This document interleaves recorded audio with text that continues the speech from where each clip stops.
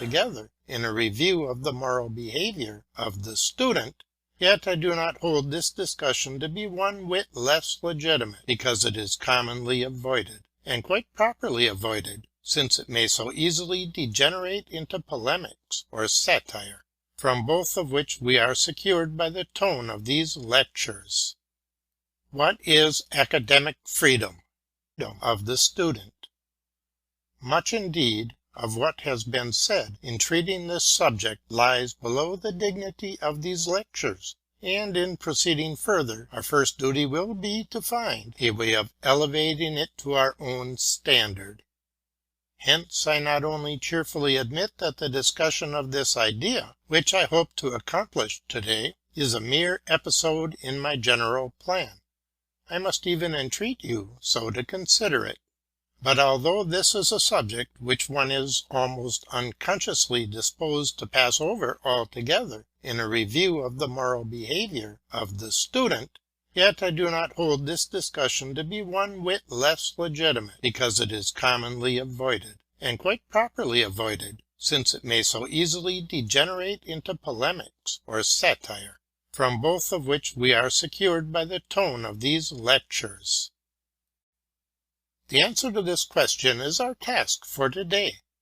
As every object may be looked upon from a double point of view, partly historical, partly philosophical, so may the subject of our present inquiry.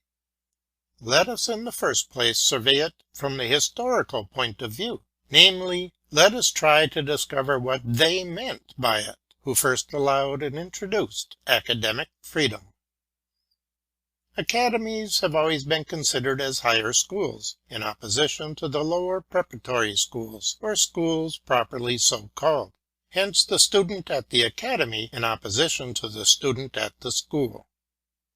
The freedom of the former could thus be understood to be emancipation from some constraint to which the latter was subject. Thus the pupil, for example, was compelled to appear at his class in a particular kind of clothing, which in those days indicated the dignity of the future scholar. He dared not neglect his fixed hours of study, and he had many other duties imposed upon him, which were then regarded as a sort of sacred service, preparatory to the future spiritual office to which the student was usually destined, as, for instance, choir singing. In all these respects he was subject to strict and constant inspection. The transgressor was often ignominiously punished, and indeed the teacher himself was both overseer and judge. Meanwhile, universities arose, and the outward, unlearned world would naturally be inclined to place them under similar regulations to those adopted in the only educational institutions with which it was familiar, namely such as it saw in the schools. But this did not ensue, and it was impossible that it should ensue. The founders of the first universities were scholars of distinguished talent and energy. Thereby they had fought their way through the surrounding darkness of their age to whatever insight they possessed. They were wholly devoted to their scientific pursuits, and lived in them alone.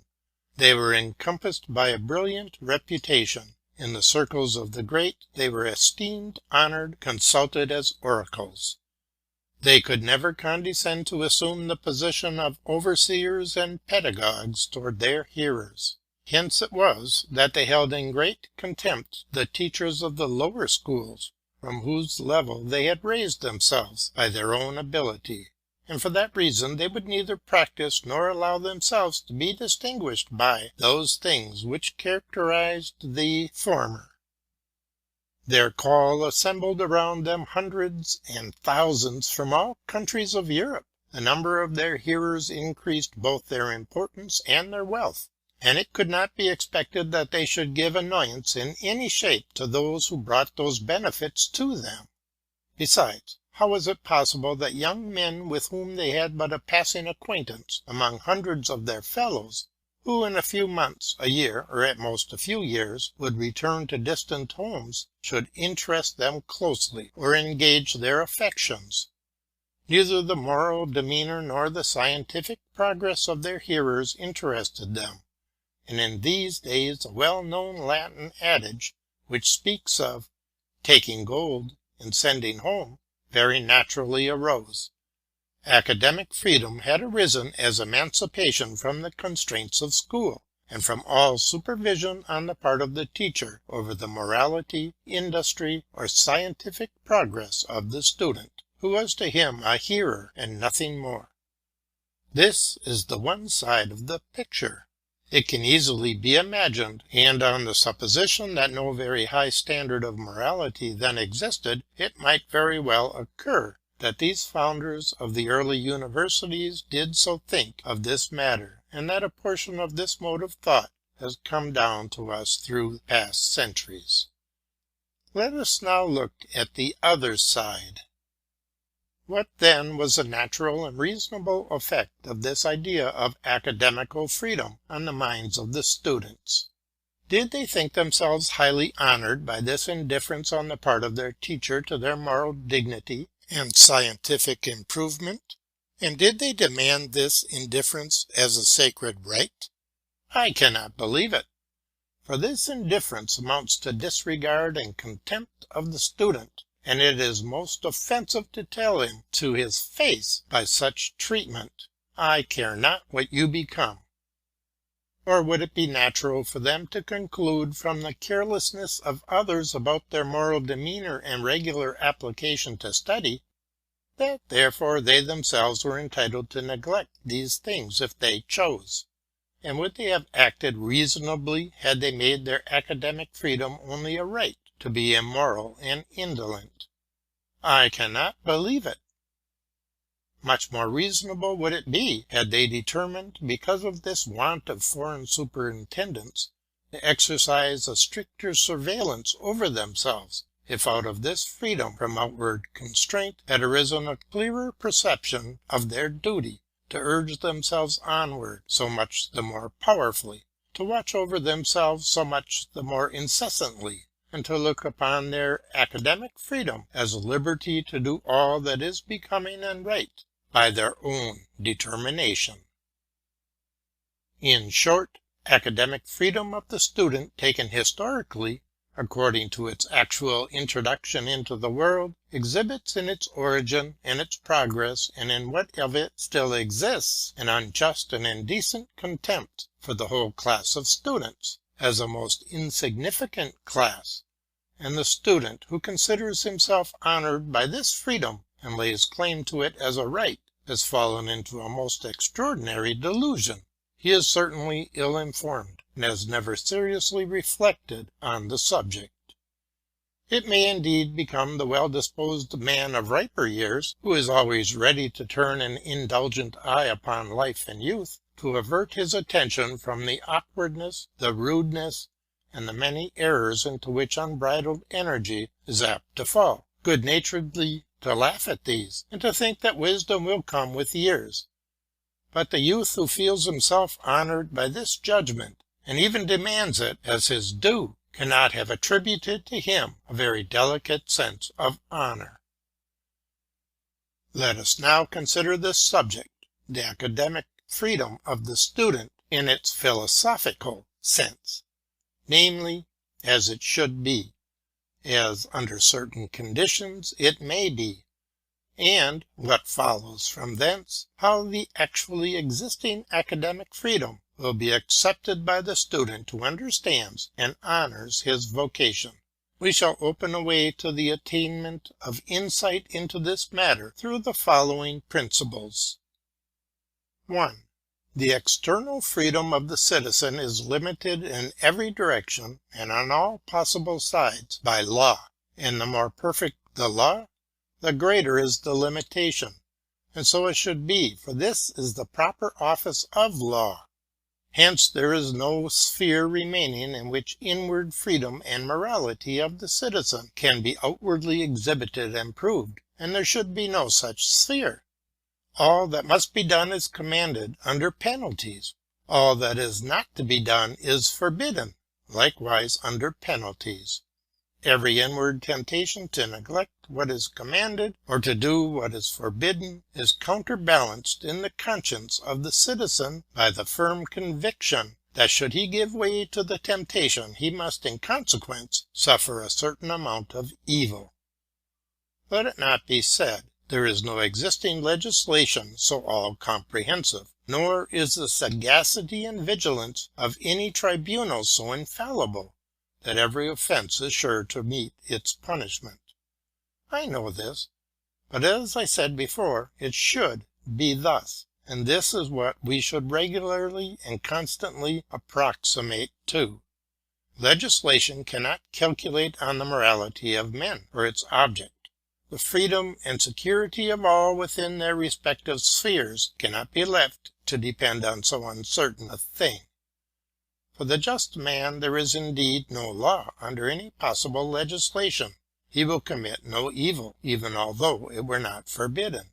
And whatever is good and right, that he will do without being urged to it by the command of authority. He is never tempted to crime, and therefore the idea of its attendant punishment never enters his mind. He is conscious of his virtue, and in this consciousness he has his reward within himself. But externally there is no distinction between him and the unjust man, who is only withheld from the commission of every wrong within his power, and only impelled to every act of duty by the threatenings of the law. The first cannot do or leave undone anything more than the latter, but only does or does not the same things from a different motive, which is not outwardly apparent. 2.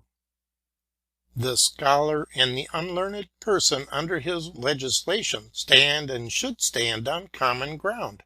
As citizens, both can raise themselves above the law in the same way, by integrity of purpose, but this is not calculated upon in either of them, and in neither case this integrity becomes apparent in the sphere of external legislation. And since the scholar is further a member of a certain class in the state, and practices in it a certain calling, he lies also under the compulsory obligations belonging to that class and calling. And here, once more, it cannot be apparent whether he fulfills his duties in this sphere from integrity of purpose or from fear of punishment. Nor does it in any way concern the community by what motive he is actuated, so that his duties are fulfilled.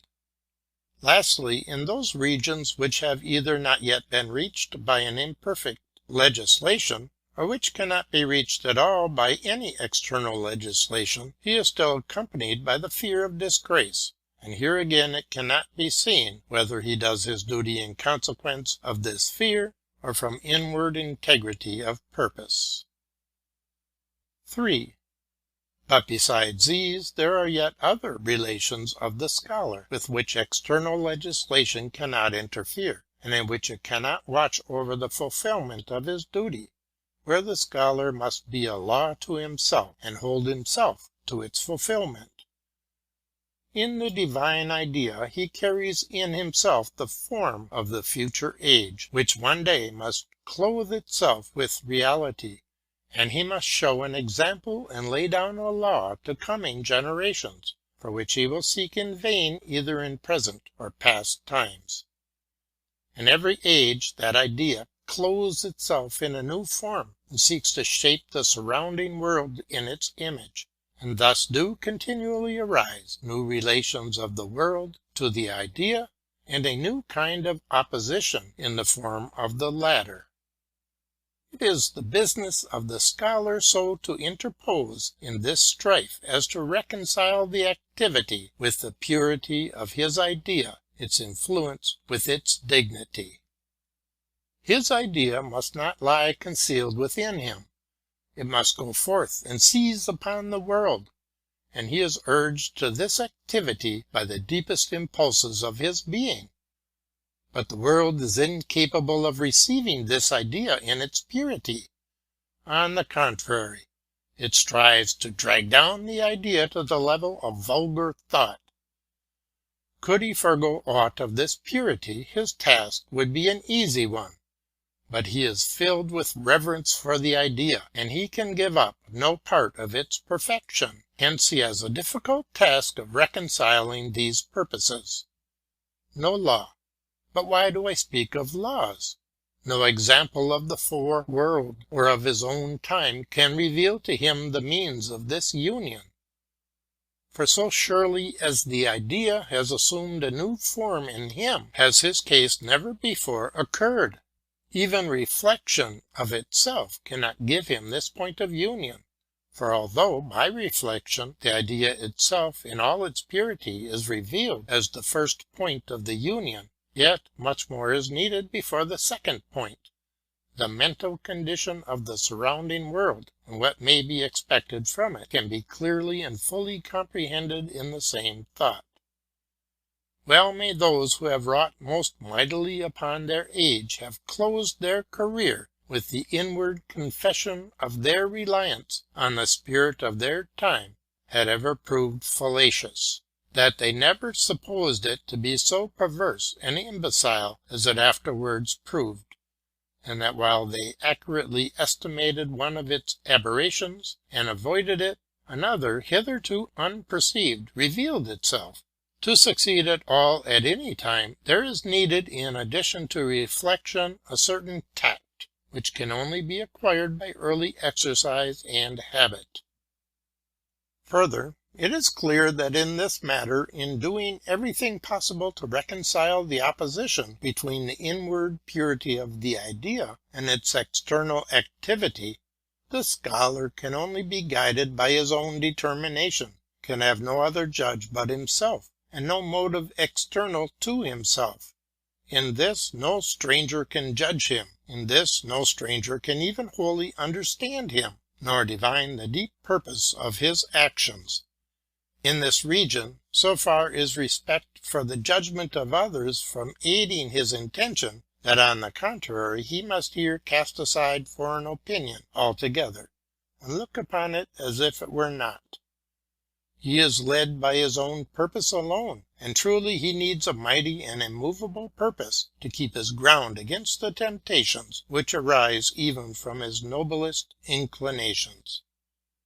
What is more noble than the impulse to action, to sway the minds of men, and to compel their thoughts to the holy and divine? And yet this impulse may become a temptation to represent the holy in a common and familiar garb for the sake of popularity, and so to desecrate it. What is more noble than the deepest reverence for the holy, and disdain and annihilation of everything vulgar and opposed to it? And yet this very reverence might tempt someone to reject his age altogether, to cast it from him, and cease to hold any intercourse with it. A mighty and good will is needed to resist either the first and the most powerful, or the second of these temptations. It is evident from these considerations that for this peculiar vocation the scholar needs shrewd practical wisdom, a profound morality, strict watchfulness over himself, and a fine delicacy of feeling. It follows that at an early age he should be placed in a position where it is possible and necessary for him to acquire this practical wisdom and delicacy of feeling, and that this cultivation of mind and character should be a peculiar element in the education of the future scholar. Every citizen without exception may cultivate these qualities, and must have it in his power to do so. Legislation must leave this possibility open to him. It is compelled to do so by its very nature.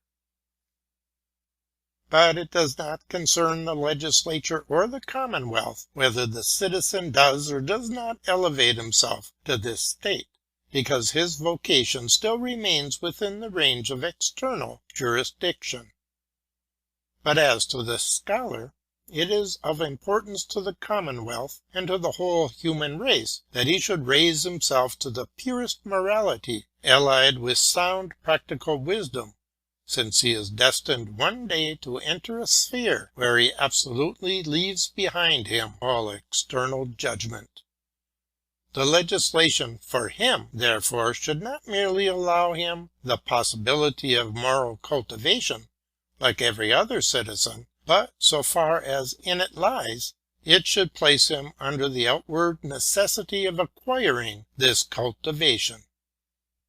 And how can it do this? Evidently only by leaving him to his own judgment as to what is becoming, seemly, and appropriate, and to his own superintendence over himself. Is he to create for himself an independent sense of what is proper and becoming? How can he do so if the law accompanies him everywhere, and everywhere declares what he is to do and what to avoid?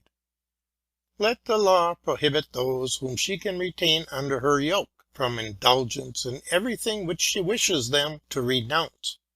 But as for him who must one day leave her jurisdiction, let her trust him betimes as a noble and free man. The man of cultivated morality does not wait until the law discovers a thing to be unseemly and directs its prohibition against it. It would be ignominy for him to need such direction. He anticipates the decree and relinquishes that in which the vulgar around him indulge without scruple, simply because it is unbecoming his higher nature. Give the student room to place himself in this class by his own effort alone. Is he to unfold in himself a profound and powerful morality, a tender delicacy of sentiment, a deep sense of honor? How can he do this surrounded by threats of punishment? Let the law rather speak to him thus: so far as I am concerned, thou mayest leave the path of right and follow after evil. No other harm shall overtake thee but to be despised and scorned, despised even by thyself when thou turnest thy eye inwards. If thou wilt venture on this peril, venture on it without fear. Is the human race one day to confide to him its most important interests, and in his dealings with those interests is he to have confidence in himself? How can men trust him when they have never proved him? How can he trust himself when he has never proved his own strength? He who has not yet been faithful in small things cannot be entrusted with great things. And he who has not been able to stand a trial before himself cannot without the basest dishonor accept an important trust. On these grounds we rest the claims of academic freedom, of an extensive yet well considered academic freedom. In a perfect state, the outward constitution of universities would, in my opinion, be the following. In the first place, the students would be separated from other classes of the community pursuing different avocations, so that these classes might not, by the supposed possible abuse of academic freedom, be harassed or injured, tempted to similar irregularities, or misled into a hatred of the law while living under its rule by the daily sight of a class free from its restraints. The students at these universities would enjoy a high degree of freedom. Instructions on morality and duty, and impressive pictures of a true life, would indeed be laid before them. They would be surrounded by good examples, and their teachers would not only be profound scholars, but the choice of the best men in the nation. But of compulsory laws there would be very few. Let them freely choose either good or evil. The time of study is but the time of trial. The time for the decision of their fate comes afterwards. And our arrangement has this advantage, that unworthiness, where it exists, is clearly recognized as such, and can no longer be concealed. The present actual constitution of universities is indeed by no means of this kind.